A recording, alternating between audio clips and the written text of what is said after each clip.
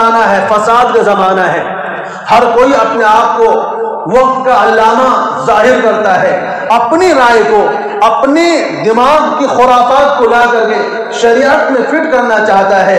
آج کل ایک نئی بات چل رہی ہے، ایک جانور ذبح کر دو پورے گھر کی طرف سے قربانی ہو گئی، ایک جانور ذبح کر دو پورے گھر کی طرف سے قربانی ہو گئی۔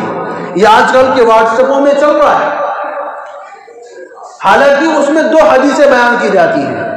ایک حدیث حضرت عطا بن یسار رضی اللہ تعالیٰ عنہ کی ہے، جنہوں نے حضرت ابو ایوب انصاری رضی اللہ تعالیٰ عنہ سے پوچھا کہ رسول اللہ صلی اللہ علیہ وسلم کے زمانے میں قربانی کیسے ہوتی تھی؟ تو انہوں نے کہا کہ نبی صلی اللہ علیہ وسلم کے زمانے میں قربانی یہ ہوتی تھی کہ ایک انسان اپنے گھر والوں اپنی طرف سے قربانی کو ذبح کرتا تھا اور اپنے پورے گھر والوں کو اس میں شریک کر لیتا تھا۔ ایک یہ حدیث بیان کی جاتی ہے۔ دوسری حدیث کیا ہے کہ رسول اللہ صلی اللہ علیہ وسلم نے قربانی کو ذبح کیا اور کیا کہا، اللہم تقبل ہذہ من محمد ومن آل محمد ومن امت محمد، اے اللہ اس جانور کو میرے یعنی محمد صلی اللہ علیہ وسلم کی طرف سے قبول کر لیجئے اور محمد صلی اللہ علیہ وسلم کی اولاد کی طرف سے قبول کر لیجئے اور محمد صلی اللہ علیہ وسلم کی امت کی طرف سے قبول کر لیجئے۔ ان دو حدیثوں کو بنیاد بنا کر کے کیا کہا جاتا ہے، گھر میں ہر انسان کو قربانی کرنے کی ضرورت نہیں ہے، ایک ہی آدمی قربانی کر لے سب کی طرف سے ادا ہو جائے گی۔ حالانکہ اس حدیث سے یہ استدلال کرنا ہی غلط ہے۔ کیوں؟ وہ اس کی وجہ یہ ہے کہ مفسرین فرماتے ہیں، جو احادیث کے جاننے والے ہیں، جو محدثین ہیں، جو امت کے علماء ہیں، جن کی باتیں چلتی ہیں امت کے اندر، جن کا قول چلتا ہے امت کے اندر، وہ جو حدیث کے بیان کرنے والے ہیں، جو حدیثوں کے نقل کرنے والے ہیں، جو حدیثوں کو روایت کرنے والے ہیں، وہ کیا بیان کرتے ہیں؟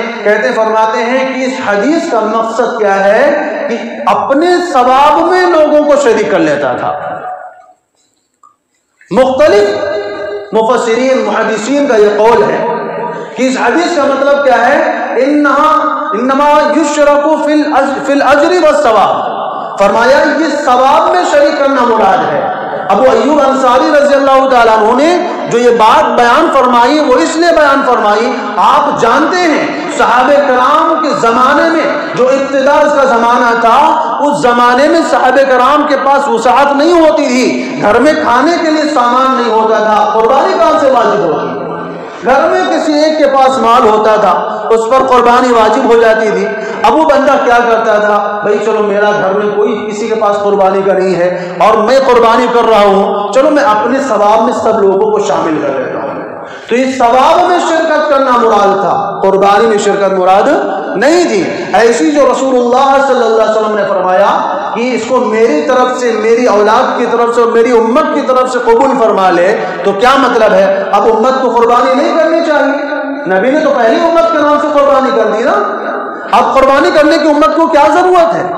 کیونکہ نبی نے تو کہہ دیا کہ اس قربانی کو میری امت کی طرف سے قبول فرما لیجیے۔ لہذا اگر آپ کے عقل کے مطابق چلا جائے، آپ کے ذہن کے مطابق چلا جائے، تو اب امت کو قربانی کرنے کی ضرورت کیا ہے، جبکہ نبی نے امت کی طرف سے قربانی کر دی ہے۔ محدثین فرماتے ہیں اس حدیث کا مطلب کیا ہے کہ امت کے وہ افراد، امت کا وہ طبقہ جو وسعت نہیں رکھتا ہے، جو طاقت نہیں رکھتا ہے قربانی کرنے کی، ایسے لوگوں کو ثواب میں شریک کر لیا جائے، ان کو بھی قربانی کا ثواب مل جائے۔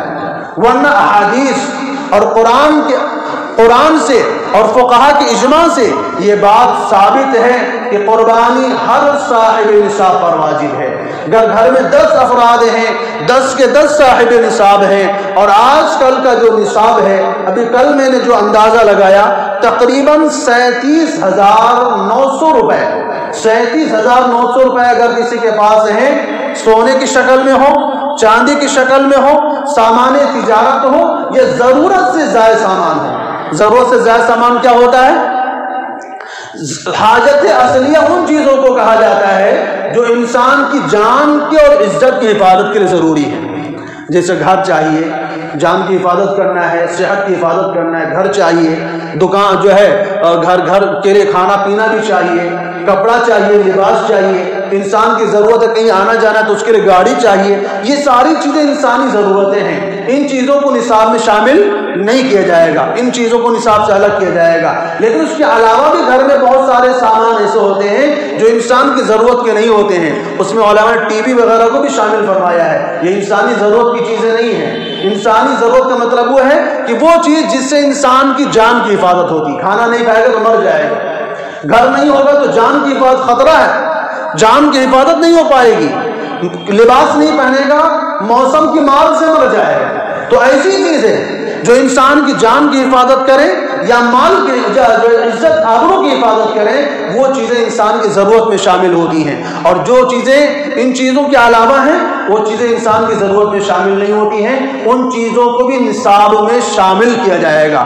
تو جس بندے کے اوپر گھر میں 10 افراد ہیں، 10 افراد کے پاس اگر اتنی مالیت ہے، یعنی اتنے قیمت کا سونا چاندی یا مال تجارت یا ضرورت سے زائد سامان ہے جو آج کل عام طور پہ لوگوں میں گھروں میں عورتوں کے پاس ہوتا ہے.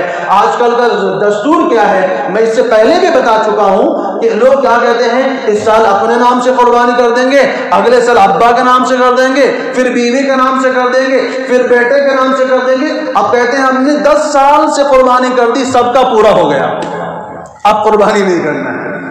نہیں میرے دوستو، ایسا نہیں ہے. قربانی آپ شریعت کو سمجھیے، قربانی ہر صاحب نصاب پر واجب ہے، ہر صاحب نصاب پر. تو اگر گھر میں 10 افراد ہیں، 5 افراد نصاب کے مالک ہیں تو 5 پر واجب ہے. 10 مالک ہیں نصاب کے تو 10 پر واجب ہے.